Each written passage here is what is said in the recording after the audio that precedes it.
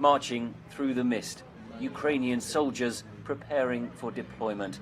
For 5 years, the residents of Mariupol have lived under the constant threat of conflict.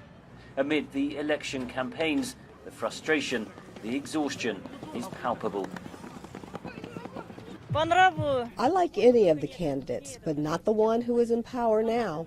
We need more authority for us to have peace, for our economy to grow, for us to be prosperous. Alexander Sidorov is on leave from the front line. The main issue for me is for all the corrupt people to be imprisoned. Alina Arabadje plans to vote for comedian-turned-presidential candidate Volodymyr Zelensky.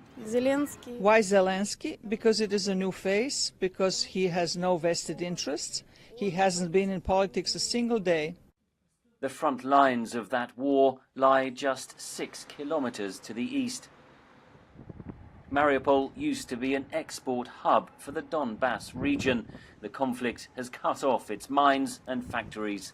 2 giant steel plants still dominate Mariupol's skyline, bringing prosperity but also choking pollution. The products are shipped across the world from the nearby port. Since its forceful seizure of Crimea in 2014, Russia now controls shipping access to the Sea of Azov via the Kerch Strait. That effectively gives it a stranglehold on a key artery of Mariupol's economy. The port director says he has lost over $7.5 million a year in business. Starting in April 2018, Russia started to search all the ships which entered the Azov Sea to reach Ukrainian ports. Then after loading, they checked them again when they returned back to the Black Sea.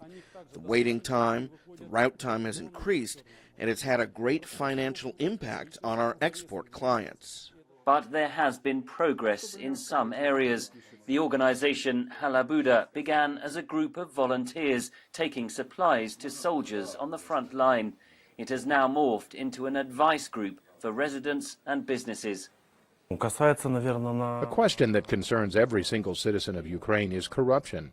Compared to the corruption in law enforcement that we had 5 years ago, now, after the reforms, we nearly eradicated corruption on the level of the traffic police. Corruption and conflict, generational challenges with no easy answers. The people of Mariupol are desperate for change, for the war to end. But they know that whoever becomes president, the threat from the east is unlikely to end anytime soon. Henry Ridgwell for VOA News, Mariupol, Ukraine.